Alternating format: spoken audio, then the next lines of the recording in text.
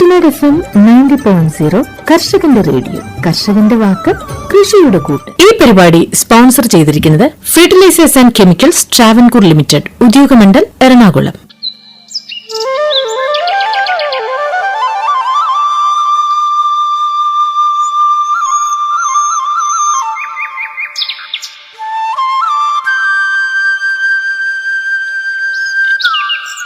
നെൽപ്പാടത്തെ ചങ്ങാതി പ്രാണികൾ.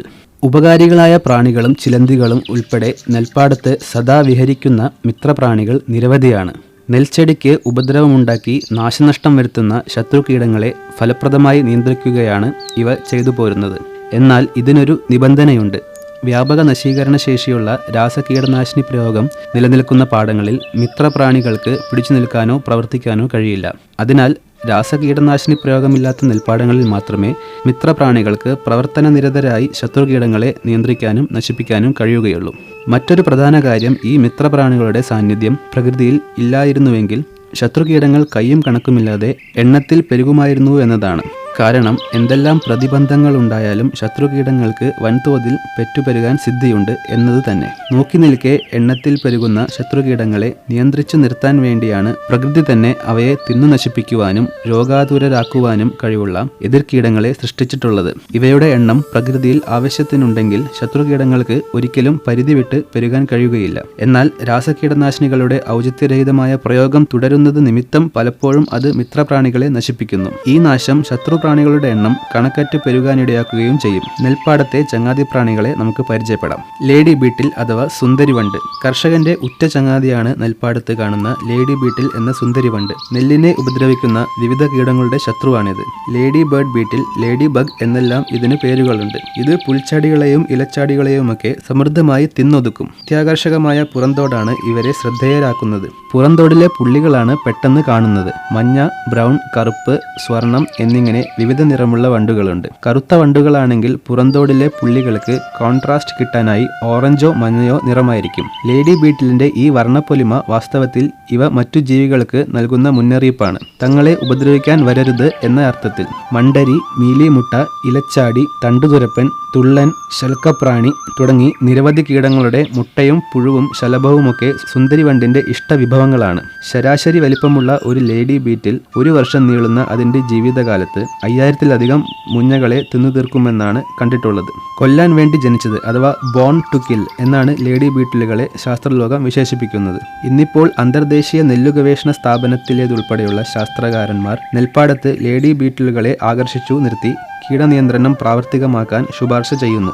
പാടവരമ്പത്ത് പൂച്ചെടികൾ വളർത്തുന്നത് ഇത്തരം ഉപയോഗപ്രദമായ മിത്രപ്രാണികൾക്ക് ഭക്ഷണവും താവളവും ഒരുക്കുമെന്ന് കണ്ടിരിക്കുന്നു. ഗ്രൗണ്ട് ബീറ്റിൽ. നെൽപ്പാടത്തെ കീടനിയന്ത്രണത്തിൽ നിർണായക പങ്കുള്ള മിത്രപ്രാണിയാണ് ഗ്രൗണ്ട് ബീറ്റിൽ. നെല്ലിന്റെ ഇലചുരുട്ടിപ്പുഴുവിനെ കൂടാതെ മുഞ്ഞ, മണ്ടരി, ഒച്ച്, കതിർ, വെട്ടിപ്പുഴു, തുരപ്പൻ തുടങ്ങി നിരവധി കീടങ്ങളെ ഗ്രൗണ്ട് ബീറ്റിൽ നശിപ്പിക്കാറുണ്ട്. പകൽ സമയത്ത് ഗ്രൗണ്ട് ബീറ്റിൽ പുൽക്കൂട്ടത്തിന്റെ മറവിൽ കഴിഞ്ഞുകൂടാനാണ് ഇഷ്ടപ്പെടുന്നത്.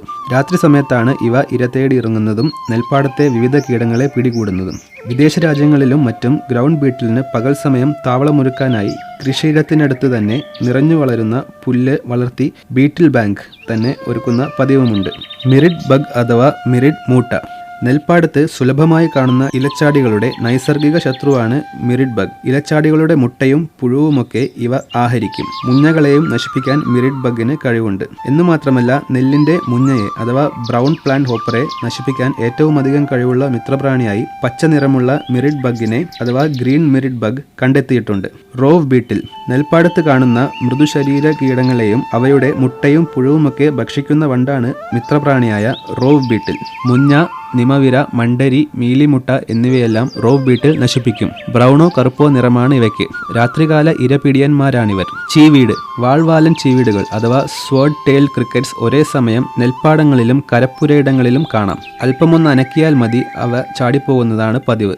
നെൽപ്പാടത്തെത്തിക്കഴിഞ്ഞാൽ ഇവയിൽ പലതിനും പിൻചിറകുകൾ നഷ്ടപ്പെടും. ചീവീടിന്റെ പ്രായപൂർത്തിയായ ജീവിയും പുഴുവുമെല്ലാം ചെറിയ പുഴുക്കളെയും പുൽച്ചാടികളെയും നശിപ്പിക്കും. തണ്ടുതുരുപ്പൻ പുഴു, ഇലചുരുട്ടിപ്പുഴു, പട്ടാളപ്പുഴു എന്നിവയുടെ മുട്ടകളെയും ഇലച്ചാടി, പുൽച്ചാടി എന്നിവയുടെ പുഴുക്കളെയും ചീവീട് സമൃദ്ധമായി ഭക്ഷിച്ച് നിയന്ത്രണ വിധേയമാക്കും. വെട്ടുകിളി സാധാരണ ചെറുപുൽച്ചാടികളെക്കാൾ കുറച്ചുകൂടെ വലിപ്പവും നീളൻ സ്പർശിനികളുമുള്ള പ്രാണിയാണ് വെട്ടുകിളി. രാത്രി സഞ്ചാരികളാണിവർ. ഒരർത്ഥത്തിൽ ഇവ നെല്ലോലകളെയും കതിരിനെയും നശിപ്പിക്കാറുണ്ടെങ്കിലും ചാഴി, തണ്ടുതുരുപ്പൻ, പുഴു, പുൽച്ചാടി, ഇലച്ചാടി എന്നിവയുടെ പുഴുക്കളെ വെട്ടുകിളി തിന്നു നശിപ്പിക്കുക പതിവാണ്. തണ്ടുതുരപ്പന്റെ 3-4 മുട്ടക്കൂട്ടങ്ങൾ തന്നെ ഇവ ഒരു ദിവസം തിന്നു തീർക്കുന്നതായി കണ്ടിട്ടുണ്ട്. വാട്ടർ ബഗ് അഥവാ നീർമൂട്ട നെൽപ്പാടത്തിലെ വെള്ളക്കെട്ടിൽ സമൃദ്ധമായി വിഹരിക്കുന്ന മിത്രപ്രാണിയാണ് വാട്ടർ ബഗ് അഥവാ നീർമൂട്ട.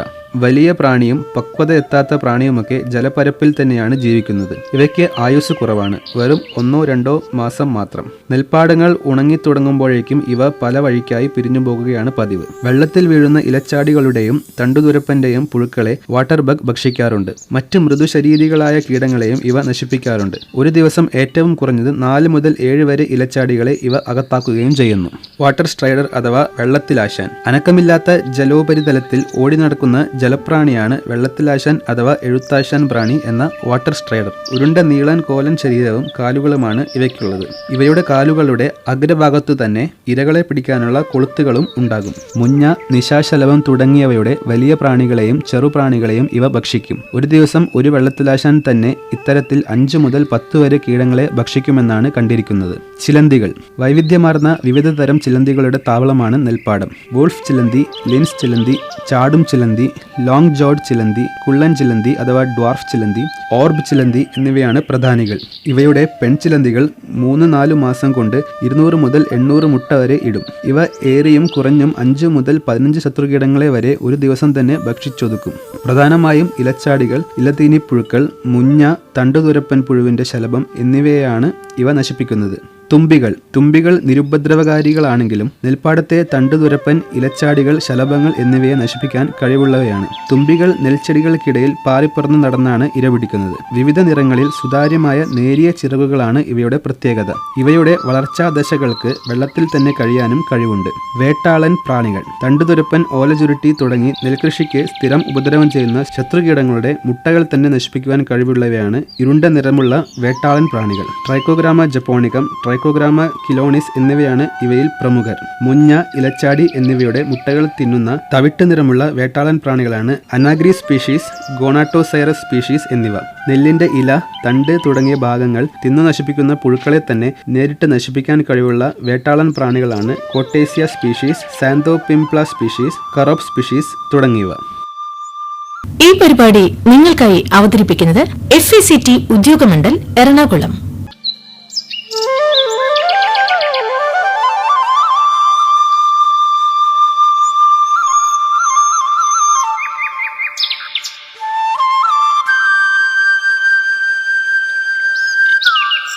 നെല്ലും മീനും. പുഞ്ചപ്പാടങ്ങളിൽ നെല്ലിനൊപ്പം മീൻ വളർത്തിയിരുന്നു.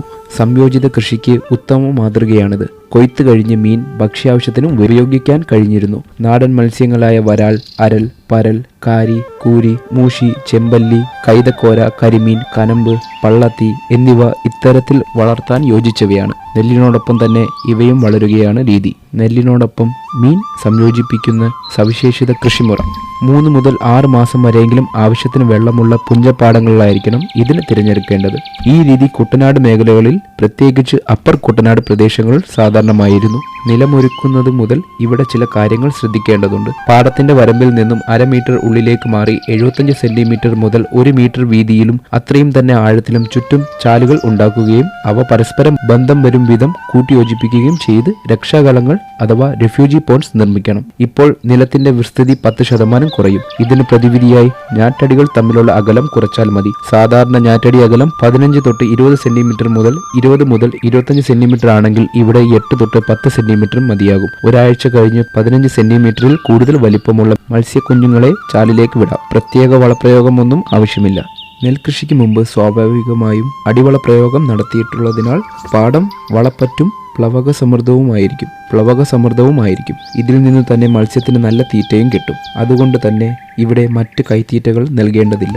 സാധാരണ മത്സ്യകൃഷിയുടെ ഏതാണ്ട് പകുതി ചെലവ് മാത്രമേ ഇവിടെ വരികയുള്ളൂ എന്ന പ്രത്യേകതയും ഇവിടെ ഉണ്ട്. കാരണം മത്സ്യകൃഷിയിൽ എപ്പോഴും മത്സ്യത്തീറ്റ, മത്സ്യക്കുളത്തിലെ വളം എന്നിവയ്ക്കാണ് കൂടുതൽ ചെലവ് വരുന്നത്. ഇവിടെ അതില്ലാത്തതിനാൽ ചെലവ് അത്ര കണ്ട് കുറഞ്ഞിരിക്കും. കരിമീൻ, വരാൾ, ഗ്രാസ് കാർപ്പ് ഒഴികെയുള്ള കാർപ്പ് മത്സ്യങ്ങൾ എന്നിവയിലാണ് നെല്ല് സംയോജിപ്പിച്ച് വളർത്താൻ അനുയോജ്യമായത്. അപ്പോൾ കീടനാശിനി പ്രയോഗം പാടില്ല എന്നോർക്കുക.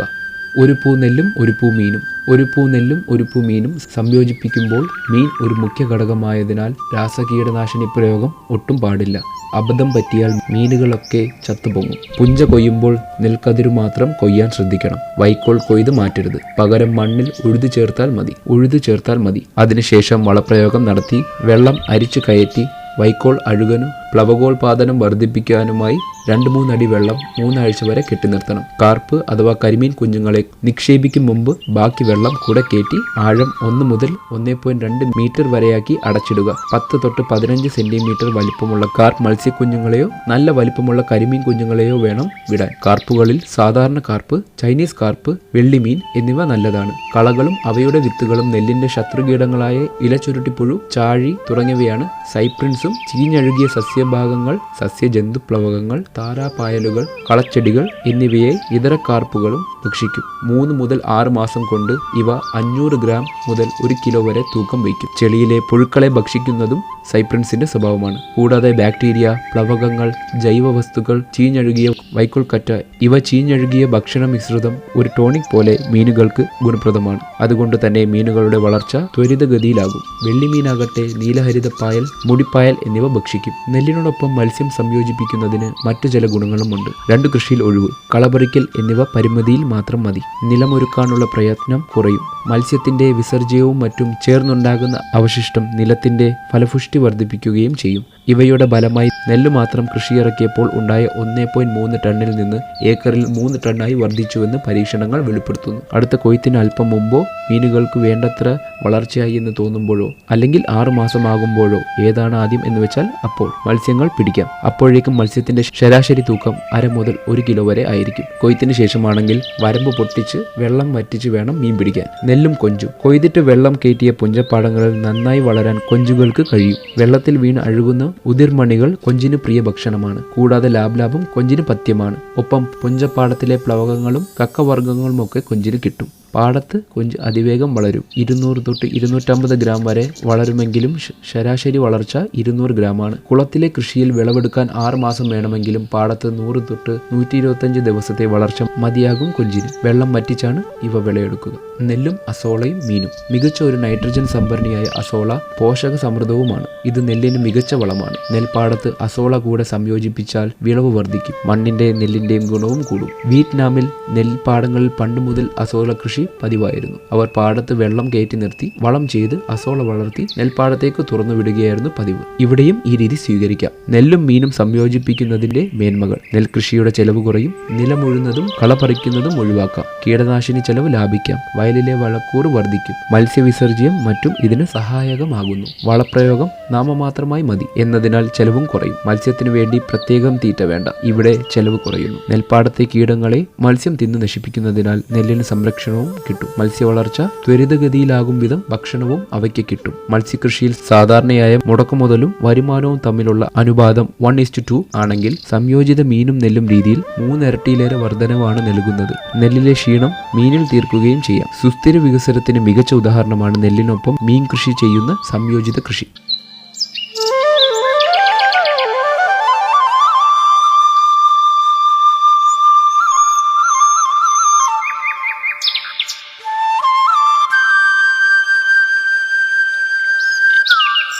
ചെറുകിട കാർഷിക യന്ത്രവൽക്കരണം കാർഷിക വരുമാന വർധനവിന്. കേരളത്തിലെ വിവിധ കാർഷിക വിളകളുടെ ഉൽപാദന ചെലവിൽ 60 തൊട്ട് 80% ചിലവും കൂലി ഇനത്തിലാണ്. ഉൽപാദന വർധനവ് പരിപോഷിക്കുന്ന ഉൽപാദന ഘടകങ്ങൾ അഥവാ ഇൻപുട്സ് ചിലവ് 20 തൊട്ട് 40% വരെ മാത്രം. വിത്ത്, വളം, പോഷകങ്ങൾ, രോഗകീട നിവാരണികൾ എന്നിവയുടെ ചെലവ് വെച്ച് തട്ടിച്ചു നോക്കുമ്പോൾ കൂലി ചെലവിന്റെ അപാരത മിക്കപ്പോഴും കൃഷിക്കാരെ കൃഷിയിൽ നിന്നും പിന്തിരിപ്പിക്കുന്നതിന് മുഖ്യ കാരണമായി ഭവിക്കുന്നു. കേരളത്തിൽ ശരാശരി 6250 കിലോ നെല്ല് ഒരു ഹെക്ടറിൽ ഉൽപ്പാദിക്കപ്പെടുന്ന അവസ്ഥയിൽ 1 കിലോ നെല്ല് ഉൽപ്പാദിപ്പിക്കുന്നതിന് 15 തൊട്ട് 18 രൂപ വരെ ചിലവ് വരുന്നു. ഇത് കൂലി ഇനത്തിൽ 10 തൊട്ട് 12 രൂപയും ഉൽപ്പാദന ഘടകങ്ങളിൽ വിലയായി 5 തൊട്ട് 6 രൂപയും ആകുന്നു. ഉൽപ്പാദനക്ഷമത കുറയുമ്പോൾ ചിലവേറും. 1 കിലോ മരച്ചീനി ഉൽപ്പാദിപ്പിക്കുന്നതിന് 6 രൂപ ചിലവ് വരുന്നു. കൂലിയായി 5 രൂപയും ഉൽപ്പാദന ഘടകവസ്തുവായി 1 രൂപയും. മരച്ചീനിയുടെ ശരാശരി വിളവ് ഹെക്ടറിൽ 50 ടൺ ആയിരിക്കുമ്പോഴാണിത്. 1 കിലോ നേന്ത്രക്കായ ഉൽപ്പാദിപ്പിക്കുന്നതിന് മൊത്തം ചെലവ് 15 രൂപയും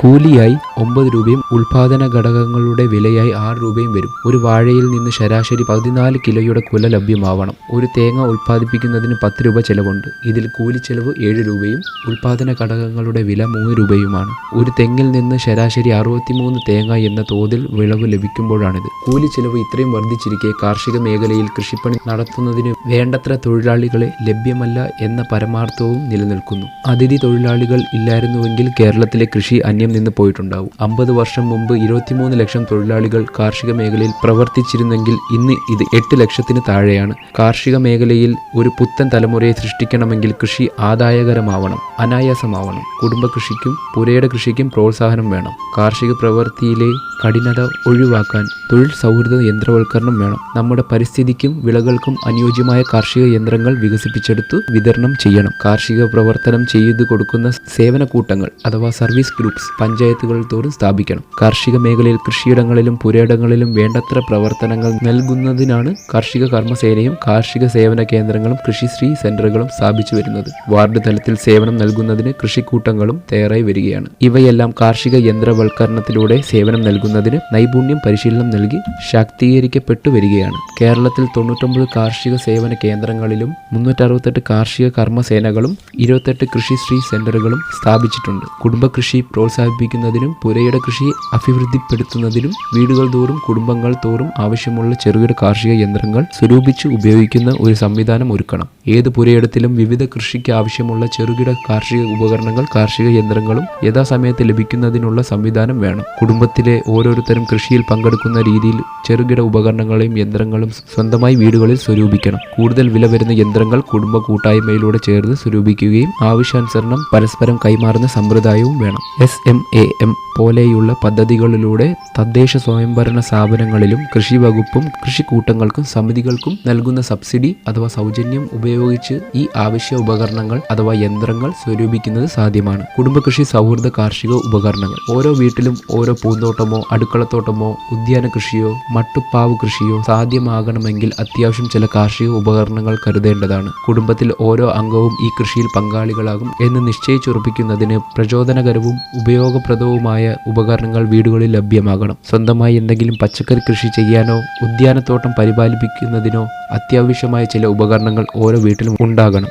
മണ്ണിളക്കുന്നതിന് ചെറിയ മമ്മട്ടി, ഇടയിളക്കുന്നതിന് ഫോർക്ക്, കള നീക്കുന്നതിന് ഹാൻഡ് വീഡർ, മണ്ണ് കോരുന്നതിന് ട്രവൽ, ചെടികൾ കമ്പ് കോതിക്കുന്നതിന് പ്രൂണിംഗ് ഷിയർ, സെക്കേച്ചർ, കമ്പ് കോതിക്കുന്നതിന് ടെലിസ്കോപ്പിക് ഷിയർ, പ്രൂണിംഗ് സാ എന്നിവയടങ്ങുന്ന വിവിധ ഗാർഡൻ ടൂൾ സെറ്റ് ഇന്ന് വിപണിയിൽ ലഭ്യമാണ്. വിത്ത് നടുന്നതിനും തൈകൾ നടുന്നതിനും ഉപയോഗിക്കുന്ന ട്രാൻസ്പ്ലാന്റർ അഥവാ സീഡർ ഉപകരണങ്ങളും ലഭ്യമാണ്. വിളകൾ പറിച്ചെടുക്കുന്നതിനൊതുങ്ങുന്ന വിവിധ തരം തോട്ടികൾ, സസ്യ സംരക്ഷണത്തിന് ആവശ്യമായ വിവിധ തരത്തിലുള്ള ചെറുകിട സ്പ്രേയറുകൾ ഇന്ന് ലഭ്യമാണ്. ഒരു വീട്ടിൽ ഒരു വലിയ അല്ലെങ്കിൽ ചെറിയ മമ്മട്ടി, ചെറിയ അല്ലെങ്കിൽ നീളം കൂടിയ ഹോ, ഒരു ഫോർക്ക്, ഒരു മൺകോരി, ഒരു പ്രൂണിംഗ് കത്തി, ഒരു ചെറിയ സ്പ്രേയർ എന്നിവയടങ്ങുന്ന ഒരു ഗാർഡൻ ടൂൾ സെറ്റ് ഉണ്ടെങ്കിൽ അത്യാവശ്യം കാർഷിക പ്രവർത്തനങ്ങൾ നടത്താൻ പറ്റും. യന്ത്രങ്ങൾ ഉപയോഗിച്ച് പ്രവർത്തിപ്പിക്കുന്ന ചെറുകിട ഉപകരണങ്ങൾ സുലഭമാണ്. Power weeder, pruning shear, telescopic pruner, brush cutter, power sprayer, battery operated sprayer, hedge trimmer എന്നിങ്ങനെ ഒട്ടനവധി ഉപകരണങ്ങൾ എഞ്ചിൻ ഉപയോഗിച്ച് അല്ലെങ്കിൽ ഇലക്ട്രിക്കൽ മോട്ടോർ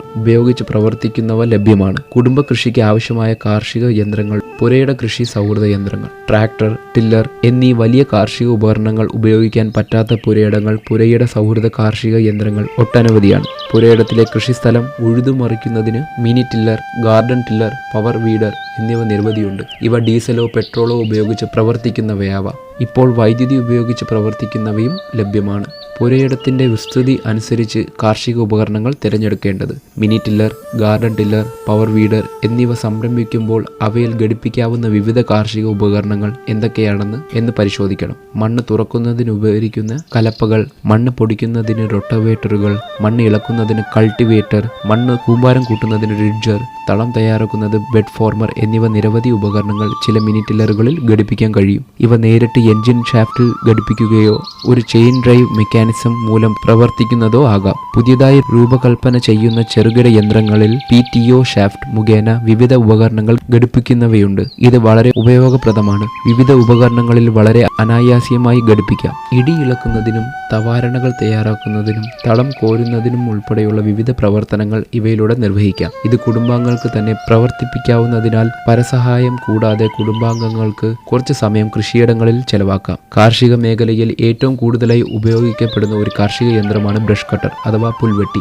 ഇതിൽ വിവിധ തരത്തിലുള്ള ബ്ലേഡുകൾ ഘടിപ്പിച്ച് പുല്ല് മുതൽ കുറ്റിച്ചെടികൾ, വലിയ മരങ്ങൾ എന്നിവ വരെ അറുത്തു മാറ്റാവുന്നതാണ്. ഇത് ഒരു കുടുംബ സൗഹൃദ ഉപകരണമായി ഉപയോഗിക്കാം. ആധുനിക ബ്രഷ് കട്ടറിൽ മണ്ണിളക്കാവുന്ന സംവിധാനവും ഘടിപ്പിക്കുന്നുണ്ട്. ബ്രഷ് കട്ടർ ഉപയോഗിക്കുന്ന രീതി, സംരക്ഷണം, പരിപാലനം എന്നിവയിൽ അത്യാവശ്യം പരിശീലനം നേടുകയാണെങ്കിൽ ഈ യന്ത്രം ഉപയോഗിച്ച് പുരയിടങ്ങളിൽ കാർഷിക പ്രവർത്തനം എളുപ്പമായി ചെയ്യാവുന്നതാണ്. പുരയിട കൃഷിക്ക് ആവശ്യമുള്ള കാർഷിക യന്ത്രങ്ങൾ പ്രവർത്തനം എളുപ്പമായി ചെയ്യാവുന്നതാണ്. ഇന്ത്യയിൽ കാർഷിക യന്ത്രങ്ങൾ നിർമ്മിക്കുന്ന സഹകരണ അടിസ്ഥാനത്തിലുള്ള ഏക പൊതുമേഖലാ സ്ഥാപനം അത്താണിയിലെ കേരളത്തിലെ agri machinery corporation limited KAMCO ആണ്. പവർ ടില്ലർ നിർമ്മാണത്തിന് 1ാം സ്ഥാനത്തിലുള്ള ഈ സ്ഥാപനം ഇപ്പോൾ mini tiller, garden tiller, brush cutter എന്നിവ ഉൽപ്പാദിപ്പിച്ചു വിതരണം ചെയ്യുന്നു. ഇവർ നിർമ്മിക്കുന്ന പുരയിട സൗഹൃദ കൃഷിക്ക് അനുയോജ്യമായ ഒരു കാർഷിക യന്ത്രോപകരണമാണ് എക്കോ ലെപ്പോർഡ് പവർ വീഡർ. 9.6 കുതിരശക്തിയുള്ള ഡീസൽ എഞ്ചിൻ പ്രവർത്തിക്കുന്ന ഈ യന്ത്രത്തിൽ PTO ഡ്രൈവ് ഉപയോഗിച്ചാണ് റൊട്ടോവേറ്റർ പോലുള്ള ഉപകരണങ്ങൾ ഘടിപ്പിക്കുന്നത്. പുരയിട കൃഷിക്ക് അനുയോജ്യമായ ഒരു കാർഷിക യന്ത്രമാണിത്. കർഷക കുടുംബ കൂട്ടായ്മകളിലൂടെ കാർഷിക യന്ത്രങ്ങൾ സ്വരൂപിച്ചാൽ ഒരു കൂട്ടത്തിലുള്ള കുടുംബാംഗങ്ങൾക്ക് വിവിധ യന്ത്രങ്ങൾ പരസ്പരം കൈമാറി ഉപയോഗിക്കാവുന്നതാണ്. SMAM പദ്ധതിയിലും കൃഷിക്കൂട്ടം പദ്ധതിയിലും അനുവദിക്കുന്ന സബ്സിഡികൾ ഈ യന്ത്രങ്ങൾ വാങ്ങുന്നതിന് പ്രയോജനപ്പെടുത്താം. കാർഷിക സംസ്കാരത്തിന്റെ ഏറ്റവും വലിയ ഘടകം ഉദയസൂര്യനെ കൃഷിയിടങ്ങളിൽ നിന്നും ദർശിക്കുക എന്നതാണ്. ആയതിനാൽ പ്രഭാതം വിടരുന്നതിനോടൊപ്പം കൃഷിയിടങ്ങളിൽ എത്തിച്ചേരുക എന്ന ഒരു ദിനചര്യ കർഷക സംസ്കാരത്തിന്റെ ഒരു ഘടകമാണ്. പ്രഭാത കായിക വ്യായാമം കാർഷിക പ്രവർത്തനത്തിലൂടെയാണ് പണ്ട് ചെയ്തു വന്നിരുന്നത്. അന്നത് പരമ്പരാഗത കാർഷിക ഉപകരണങ്ങളിലൂടെയാണെങ്കിൽ ഇന്ന് യന്ത്രവൽകൃത കാർഷിക ഉപകരണങ്ങളും നൂതന കാർഷിക ആയുധങ്ങളും ലഭ്യമാണ്. ഇവ ഉപയോഗിച്ച് കായിക വ്യായാമം പുരയിടങ്ങളിൽ കാർഷിക പ്രവർത്തനങ്ങൾക്കായി നിർവഹിക്കുകയാണെങ്കിൽ കായികക്ഷമത വർദ്ധിക്കുന്നതിനോടൊപ്പം സ്വന്തം അധ്വാനത്തിലൂടെ സംശുദ്ധിയായ ഭക്ഷണം ഉൽപ്പാദിപ്പിച്ച് ആഹരിക്കുകയും ചെയ്യാം. കൂലിച്ചെലവിനാൽ ഉപേക്ഷിക്കപ്പെടുന്ന കൃഷി വീണ്ടും തിരികെ കൊണ്ടുവരാം, അതും മുഴുവൻ കുടുംബാംഗങ്ങളുടെ പങ്കാളിത്തത്തോടെ, സന്തോഷത്തോടെ. ഈ പരിപാടി നിങ്ങൾക്കായി അവതരിപ്പിക്കുന്നത് FACT ഉദ്യോഗമണ്ഡൽ എറണാകുളം.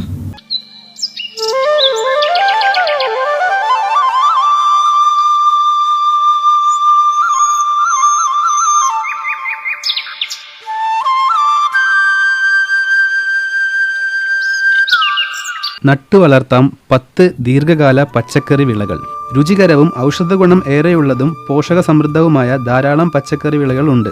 ഇവയിൽ ആവശ്യത്തിന് പച്ചക്കറി ലഭിക്കുന്ന ഏതാനും ചില ദീർഘകാല പച്ചക്കറി വിളകൾ ജൈവ രീതിയിൽ സ്വന്തം വീട്ടുമുറ്റത്തോ ടെറസിലോ വളർത്താം. മുരിങ്ങയും കറിവേപ്പിലയും ഓരോ ചെടി വീതവും മറ്റുള്ളവ 3 ചെടികൾ വീതം ടെറസിലോ മുറ്റത്തോ നട്ടുവളർത്താം. ഇവ നട്ടുപിടിപ്പിച്ചാൽ വർഷം മുഴുവൻ ആവശ്യം വരുമ്പോൾ വീട്ടുമുറ്റത്ത് നിന്ന് പുതുമയോടെ പറിച്ച് രുചികരമായ വിഭവങ്ങൾ വയ്ക്കാം. അത്തരം ചില ദീർഘകാല പച്ചക്കറികളെ പരിചയപ്പെടാം. ചീരച്ചേമ്പ് അഥവാ ഇലച്ചേമ്പ് അഥവാ സുന്ദരിച്ചേമ്പ്. ചീരച്ചേമ്പ് പ്രത്യേക പരിചരണം ഒന്നും കൂടാതെ വളർത്താവുന്ന ഒരു ഇലവിളയാണ്. ക്സാന്തോസോമ ബ്രസീലിയൻസ് എന്ന ശാസ്ത്രപേരുള്ള ഇതിന് സാധാരണ ചേമ്പ് പോലെ കിഴങ്ങ് ഇല്ല. പച്ചയും വയലറ്റും നിറമുള്ള 2 ഇനങ്ങളുടെ ഇലകളും തണ്ടും ഭക്ഷ്യയോഗ്യമാണ്.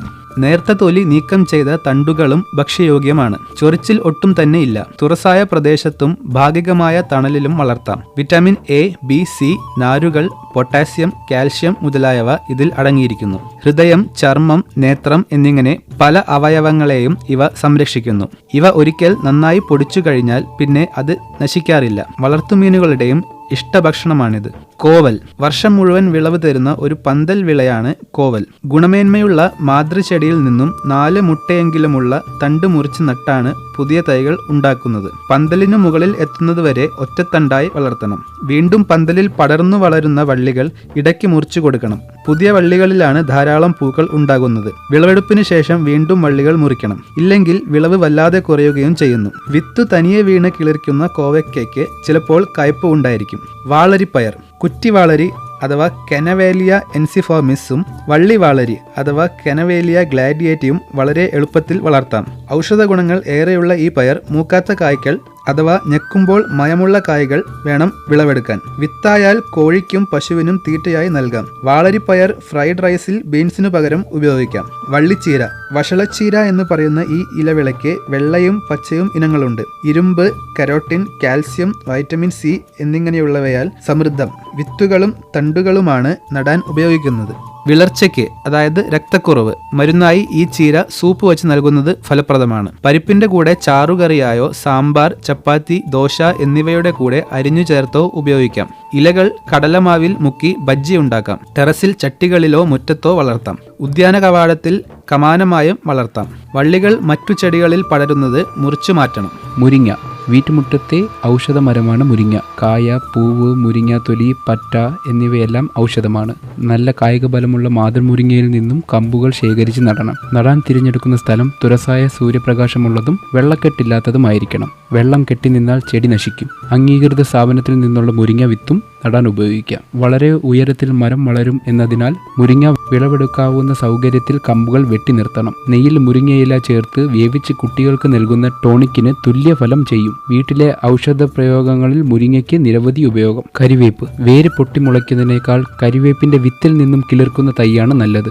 ഇല, പട്ട, വേര് എന്നിവയെല്ലാം ഔഷധം, വിറ്റാമിൻസ്, ധാതുക്കൾ എന്നിവയാൽ സമ്പന്നം. തൈകൾ 3 അടി ഉയരം എത്തുന്നതിന് മുമ്പ് വിളവെടുക്കരുത്. കമ്പ് കോതി കുറ്റിയായി നിർത്തണം. വിളവെടുക്കുമ്പോൾ തണ്ടോടെ മുറിക്കണം. നിത്യവഴുതന, നിത്യവും വിളവെടുക്കാവുന്ന പോഷകമൂല്യവും രുചികരവുമായ വിളയാണിത്. നമ്മുടെ വീട്ടുവളപ്പിൽ തനിയെ കിളിർക്കുന്നതും കാണാം. കമ്പ് നാട്ടിയോ പന്തലിട്ടോ വളർത്താം. മറ്റു ചെടികളിലേക്കും പടരുന്ന സ്വഭാവമുണ്ട്. അവ മുറിച്ചു മാറ്റണം. വലിയ ഇനത്തിന്റെ വിത്തുകൾ നട്ടും വളർത്താം. സാമ്പാർ, അവിയൽ, തോരൻ, തീയൽ എന്നിവയെല്ലാം തയ്യാറാക്കാം. പൊന്നാങ്കനി ചീര, കാൽസ്യം ചീര എന്നും അറിയപ്പെടുന്നു. ഈ ചീരയുടെ ഇലകളും തണ്ടുകളും ഉപയോഗിച്ച് തോരൻ, സൂപ്പ്, കട്ട്ലറ്റ് മുതലായവ ഉണ്ടാക്കാം. തണ്ടുകൾ മുറിച്ചും നട്ടും വിത്തുകൾ വഴിയുമാണ് പ്രജനനം. കമ്പ് പിടിച്ച് 2 ആഴ്ചയ്ക്ക് ശേഷം നാമ്പ് നുള്ളണം. ധാരാളം ഇലകളും ശിഖിരങ്ങളും വരുത്തണം. തണ്ടുകൾ ഇടയ്ക്ക് മുറിച്ച് ഉപയോഗിച്ചില്ലെങ്കിൽ ചെടികൾ പൂത്ത് ഉപയോഗിക്കാൻ യോഗ്യമില്ലാതാകും. തണൽ പ്രദേശത്തും നന്നായി വളരും. മണത്തക്കാളി, ഔഷധ ഗുണം ഏറെയുള്ളതിനാൽ പച്ചക്കറിയായി വീട്ടിൽ വളർത്താം. വിത്തുകൾ വഴിയാണ് പ്രജനനം. ഇലകൾക്ക് രുചി കുറവായതിനാൽ മറ്റു ചീരകളുടെ കൂടെ ചേർത്തും വേവിച്ച് കഴിക്കാം. ഉദരപ്രശ്നങ്ങൾ, പ്രഷർ, ഷുഗർ, കുടൽ പുണ്ണ് എന്നിവയ്ക്കെല്ലാം ഔഷധം. ചുണ്ടയ്ക്ക, പോഷക ഗുണം ഏറെയുള്ള ചുണ്ടയ്ക്ക കൊണ്ട് കൊണ്ടാട്ടം, തീയൽ, പുളിങ്കറി മുതലായവ ഉണ്ടാക്കാം. കായകൾ മൂക്കുന്നതിന് മുമ്പ് വിളവെടുക്കണം. ആമാശയത്തിൽ വിരകൾക്കും കുടൽ പുണ്ണിനും മരുന്ന്. പ്രമേഹം, രക്തസമ്മർദ്ദം എന്നിവ നിയന്ത്രിക്കുന്നു. പ്രതിരോധശേഷിയും കൂട്ടുന്നു. കുറ്റിയമര, കുറ്റിയമര വർഷം മുഴുവൻ കൃഷി ചെയ്യാം. വള്ളി വീശുന്നത് മുറിക്കണം. കായകൾ മൂക്കുന്നതിന് മുൻപ് വിളവെടുത്താൽ സാമ്പാർ, മറ്റു കറികൾ എന്നിവയ്ക്കും ചേർക്കാം. ഈ പരിപാടി നിങ്ങൾക്കായി അവതരിപ്പിക്കുന്നത് FACT ഉദ്യോഗമണ്ഡൽ എറണാകുളം.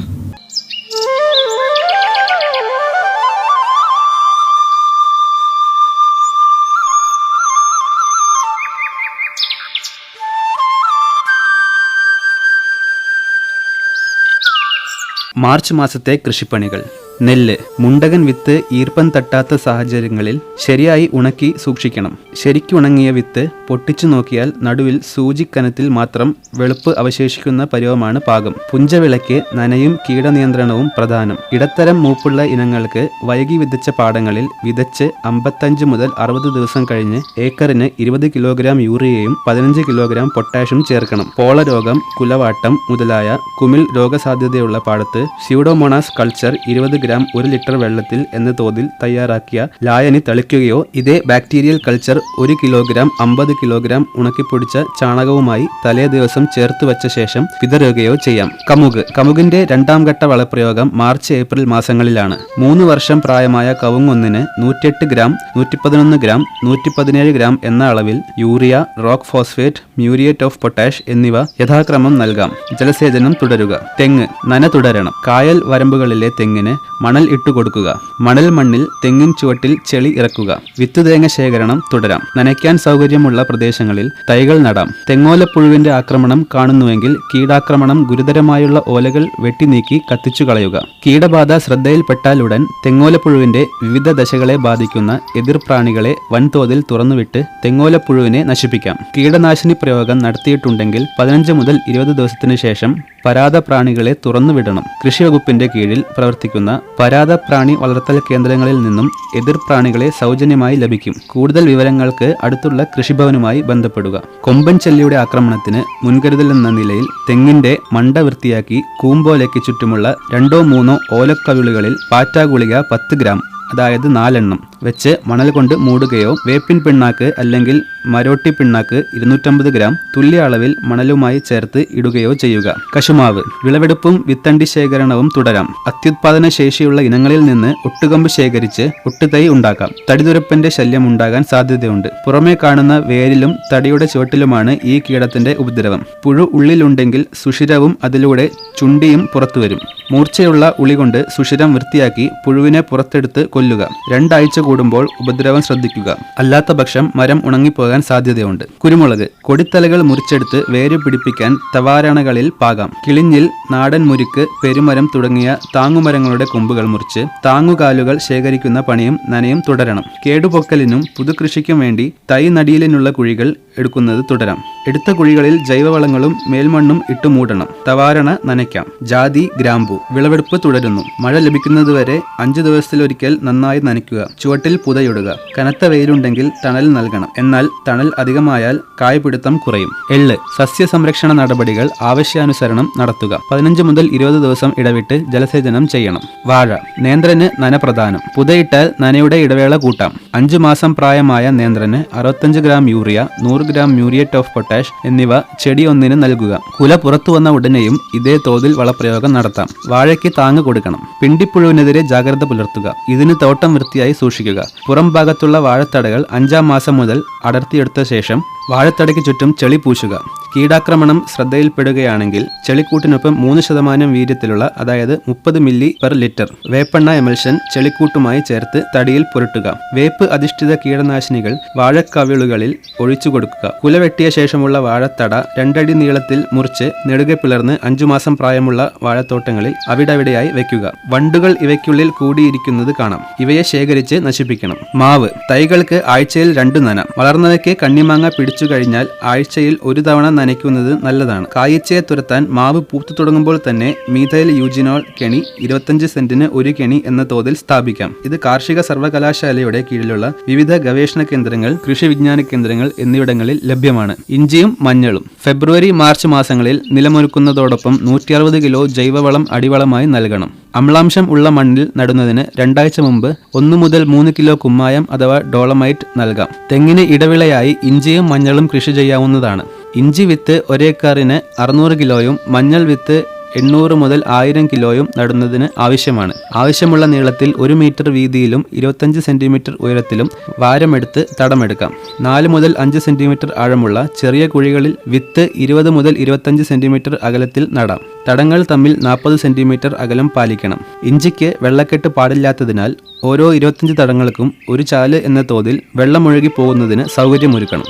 മരച്ചീനിയും ചേനയും കുംഭക്കപ്പയ്ക്ക് മഴ കിട്ടുന്നില്ലെങ്കിൽ നനയ്ക്കുക. ചേനയുടെ നടിയിൽ തുടരാം. കഴിഞ്ഞ മാസം നട്ട വിത്തുകൾ ഉണങ്ങിയിട്ടുണ്ടെങ്കിൽ അവ മാറ്റി പകരം വിത്ത് നടണം. തടങ്ങളിൽ കരിയില പുത നൽകണം.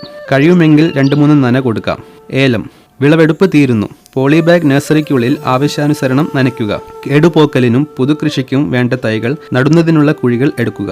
നിലവിലുള്ള തോട്ടങ്ങളിൽ നന, പുതയിടിയിൽ, മണ്ണിടിയിൽ, നീർച്ചാലുകൾ വൃത്തിയാക്കൽ എന്നിവ ചെയ്യുക.